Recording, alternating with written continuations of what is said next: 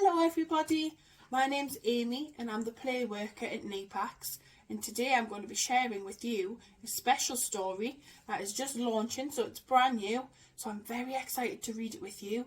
It's called Buddy in the Box and it is all about a dog and a little boy called Joe. So let's find out what happens, shall we? You all sitting comfortably? Thanks for coming to my story time and let's enjoy this book.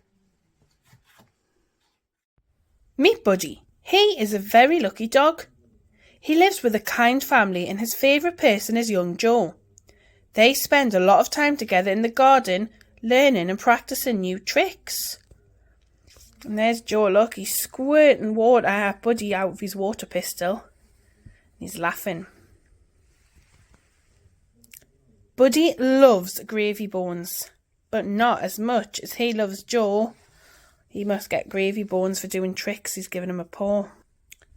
Joe looks sad today. Buddy tries everything he can to cheer him up. He licks Joe's face. He fetches Joe's favourite football from the garden. He even holds out his paw. But nothing works. And Joe tells Buddy to leave him alone. Just go away, Buddy. Poor Buddy. He's crying.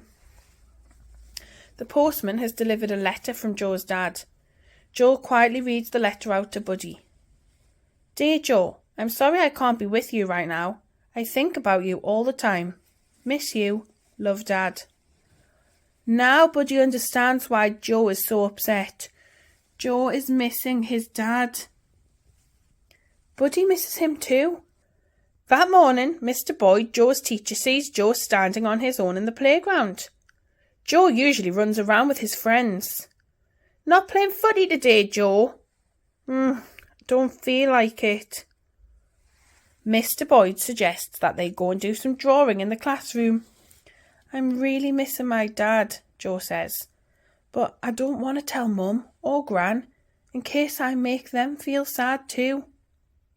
Mr. Boyd listens and he suggests that Joe gives his lovely picture to Dad.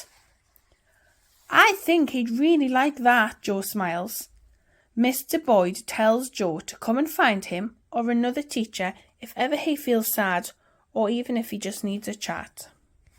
Mum, can we go and see Dad today? Sorry, love.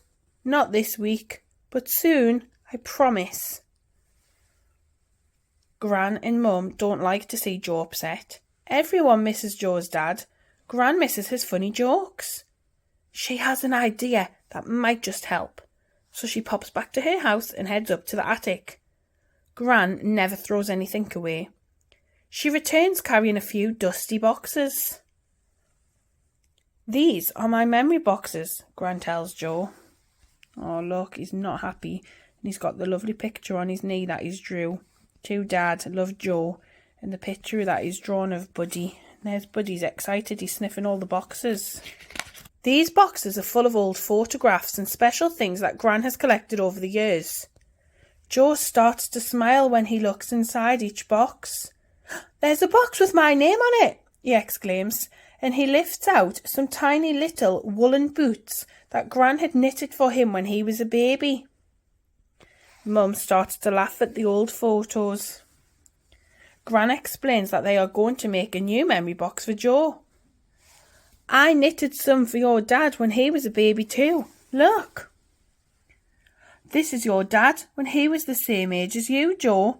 You look just like him here, Mum chuckles. And there's Mum showing Joe the picture of Dad when Dad was young. Whenever he misses his dad, he can cheer himself up by looking through all of the old memories. Joe finds a few special things that make him think of Dad and all the fun times that they've shared to go in his memory box. Joe puts in Dad's favourite football scarf alongside his lucky pebbles that they found at the seaside and Mum's favourite photograph, which is of baby Joe, his dad, and Buddy as a little puppy. Buddy drops in his favourite chewed slipper that belonged to Dad.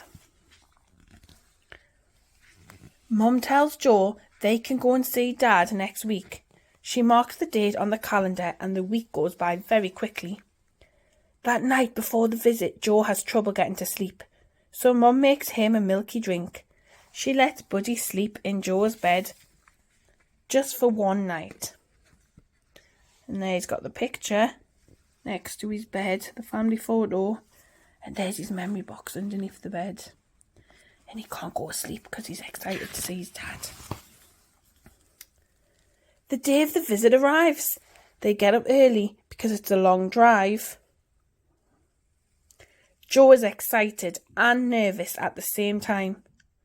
Gran is coming too, and she brings sandwiches, a bag of toffees, and of course her knitting. Joe wants to take Buddy along, but Mum says he's not allowed. I'll see you tonight, Buddy. I'll be back soon. There's Buddy in his bark and going woof woof. He's going to have a nice day with Mr. Johnson, their neighbour, and his dog Lola. Buddy barks goodbye as the family drive away. It is dark when the family return that night. Buddy goes wild when he sees that Joe is back from the day trip, and Joe smells of Dad. After lots of cuddles, Joe tells Buddy all about his day. We passed lots of green fields that stretched for miles, and we saw some horses and rabbits. Oh, I think someone has missed you, Gran's saying. And Joe's saying, Buddy, get down. Buddy wags his tail at the thought of it. We were all so happy to see Dad again. He picked me up and he swung me round, and then he hugged Mum and Gran. Dad says he can't wait to see the new tricks that I've taught you. He says I've grown since the last time I saw him, and I said that his hair looks funny. The little cafe sold pop and chocolate muffins, and Mum let me have both. Joe licks his lips at the thought. There's Buddy imagining what they were eating. Dad has a notice board with my pictures all over it. He said when he feels sad, it cheers him up. Oh, look, and there's the drawing that Joe did for his dad. He said he loved the drawing I did of you, Buddy. The next day is show and tell morning at school. Mr. Boyd has asked the children to bring something special into class. Joe brings in his memory box. It's your turn, Joe. This is my dad. Joe tells his classmates all about his dad and how much he misses him. He enjoys showing everyone what's inside of the box, and they all want to make their own boxes after seeing Joe's. I have a memory box for my granddad. We don't live with our dad either. Buddy is so cute.